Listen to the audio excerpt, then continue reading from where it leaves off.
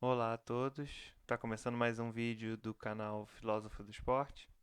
Eu sou o filósofo do esporte, me chamo Klaus e sou doutorando em Ciências do Esporte, aqui em Portugal.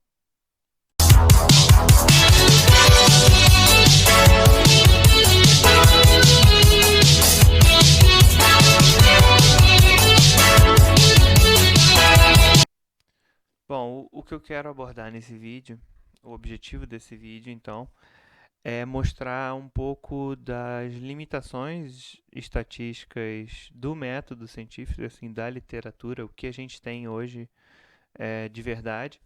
E para isso eu vou falar um pouquinho dos erros estatísticos, para vocês entenderem que tipo de equívocos pode estar num trabalho, mas não, você não vai ver isso no trabalho, mas você precisa saber que a literatura contém esses tipos de erros.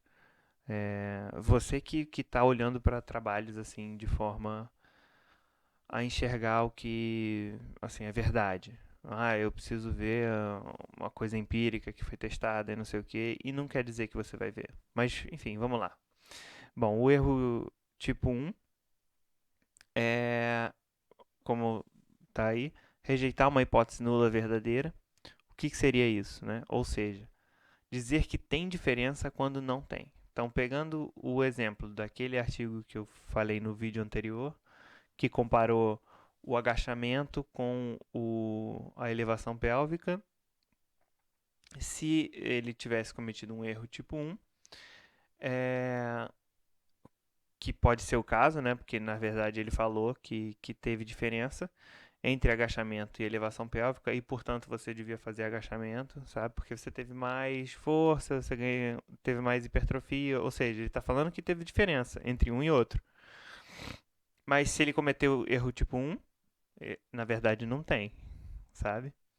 É o caso de um falso positivo, tá? Como vocês podem ver nessa figura. E, bom, o falso negativo, né? Que é o erro tipo 2, que é aceitar uma hipótese nula verdadeira. Quando você fala assim, é, então não é dizer que não tem diferença quando tem. Então, imagina que naquele lá que comparou agachamento e elevação pélvica, fala assim, então, tem uma clara diferença.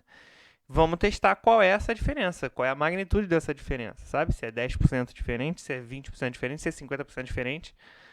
E quando ele vai testar, ele fala assim: na verdade eu não achei diferença. Você pode fazer um ou outro.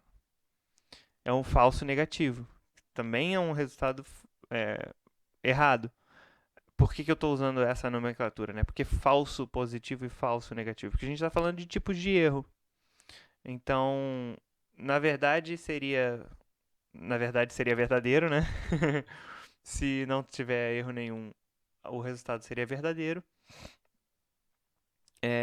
E na verdade é falso positivo ou falso negativo, dependendo do tipo de erro que você comete. O erro tipo 1 é, é mais responsabilidade do pesquisador, assim, porque ele aceita o nível de significância, ele escolhe as variáveis. É, quando, quando assim, tem determinadas coisas que podem aumentar sua probabilidade de cometer erro tipo 1, que são variáveis dependentes, interdependentes, né? É, distinção entre sexos, algumas coisas assim aumentam a sua probabilidade de cometer erro tipo 1. E você também escolhe o seu nível de significância, né? O que é o positivo para você. E isso é padrão, assim, é o 5%. É, e o erro tipo 2 é, também é escolhido, né? Mas assim, é mais devido à técnica, à metodologia, ao N amostral. Se o N amostral for baixo, se o N amostral for alto. É, e sensibilidade da tecnologia, sabe? Da metodologia. Então, se for uma coisa pouco sensível e tal, você vai falar, não tem diferença, porque você está com uma coisa pouco sensível para ver a diferença, sabe? A diferença seria verdadeira e pequena, mas como você não tem sensibilidade suficiente para ver essa diferença, você não vê. Bom, então vamos para um exemplo aqui, né? Vamos aqui, treinamento resistido. Vamos pesquisar. Você imagina que você quer saber mais sobre alguma coisa, você vai lá para pesquisar, né? Aí você encontra 26 mil artigos. Aqui você tem 26 mil artigos que contêm esse tema. Mas aqui você pode fazer uma filtragem, né? Tipo, eu quero só metadalase, ou só meta-análise, eu quero só é, é, como é? Ensaios randomizados, sabe? E tal. Mas beleza, você encontrou aqui 26 mil e, e aí vamos assumir que, sei lá, 1000 desses são revisão, mais 1000 é isso aqui, é booking e coisa, e pronto. Beleza, vamos dizer que tem 20 mil. Você fez um corte aí, tem 20 mil. De acordo com o nível de significância de 5%, já teriam 1000 aqui que estariam errados, porque, né, 5% de 20 mil é 1000. Então, 1000 artigos de interesse estariam errados. No entanto, isso é uma forma grosseira de medir essa diferença. Porque se você se imagine um pesquisador, né, dessa área, treinamento resistido, e tem várias hipóteses que ainda não foram testadas, tá? Tem várias hipóteses no consciente coletivo assim da área, é, e é para isso que você vai fazer o estudo, né? Para testar as hipóteses. Então, assim, beleza, temos várias hipóteses, vamos testá-las. Digamos que, sei lá, 10% dessas hipóteses que estão no consciente coletivo assim dos pesquisadores da área estão corretas, tá? Então, 10% delas estão corretas. E, e aí, sei lá, nem todas as 10% vão ter sensibilidade suficiente, que eu falei no outro, né? Sensibilidade suficiente, vão ter a metodologia mais avançada para isso, né, e tal. Então, vamos dizer que, sei lá, 2% dentro desses 10%, então, sei lá, tem 100 hipóteses para serem testadas. 10 delas vão estar certas. Só que só 8 delas encontram diferença.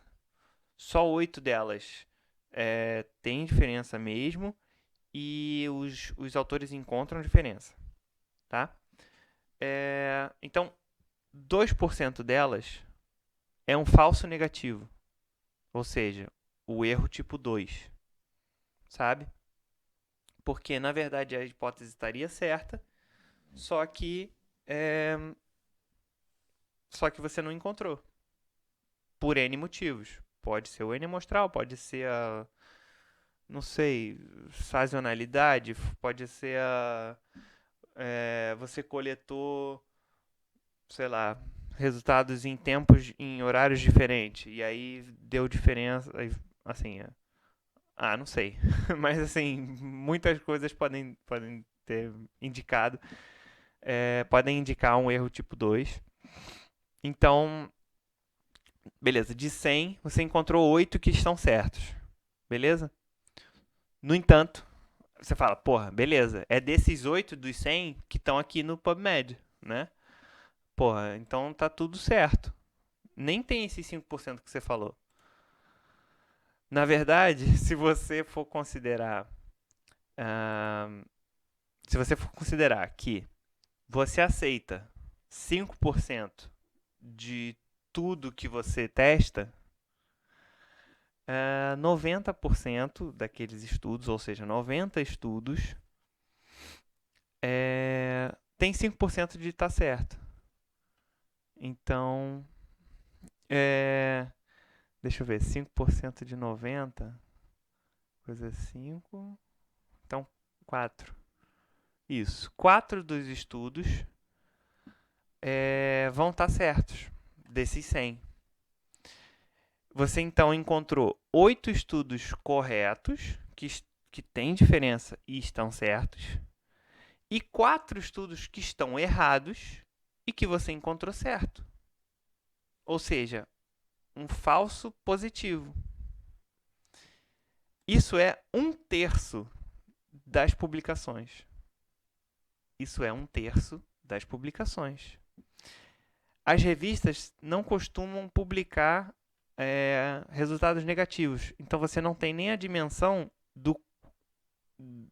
Você não tem a dimensão do quanto esses 4 significam. Sabe? Assim, são 4 em 90 ou são 4 em 1000? Sabe? Se tiverem mais hipóteses, a proporção aumenta ainda mais, né? Porque você vai botar mais estudos com erro tipo 1 publicados. Então, a proporção não aumenta, né? Mas a quantidade aumenta. Então é isso, assim, ó, o número de falsos positivos pode chegar a 1/3 ou ultrapassar 1/3. Então, isso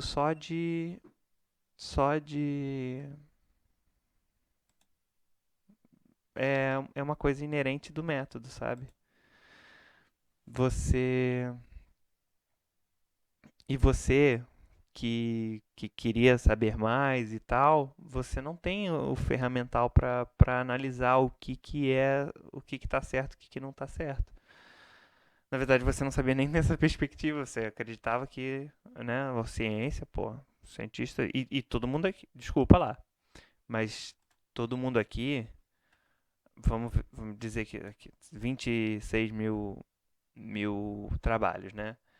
Vamos dizer que tem 20 mil autores, tá? Porque alguns publicam mais de uma vez. E muito mais, né? Talvez nem seja 20 mil autores. Talvez seja até menos, né? Talvez seja 10 mil autores de áreas bem distintas que nem publicam tanto dessa coisa exatamente. São todos nobres pesquisadores que sabem muito bem das suas áreas, sabem o que falam, sabe? Não é demérito de um cara, sabe? Tá, mas esse pesquisador aí a gente sabe que não sei o que. Não, tem uma porrada. Eles constituem, tipo, aqui tem a coisa boa e a coisa ruim. E mesmo a coisa boa, assim, mesmo o pesquisador bom, ele não tem como fugir desses erros. Porque ele não sabe de onde vem o erro, sabe? Se é um falso positivo, se é um falso negativo. Ele não tem como saber, a revista não tem como saber, você não tem como saber. Isso é inerente do método.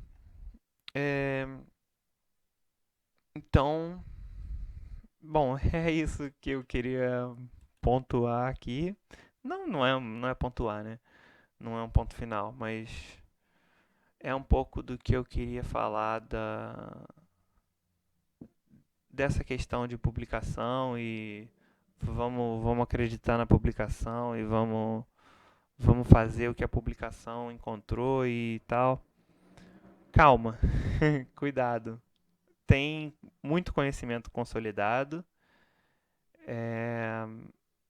E aí a gente pode se guiar por eles. Assim, eu gosto de consumir conteúdo em artigo. Eu sou parte do problema. Mas eu acho que para a população em geral, assim, para pessoas que não têm o ferramental para criticar o artigo, talvez o artigo seja um fator confundidor e não um fator esclarecedor, entende? Acho que é isso. Obrigado. Um grande abraço. Please sit. Why don't you enjoy a cup of calming jasmine tea?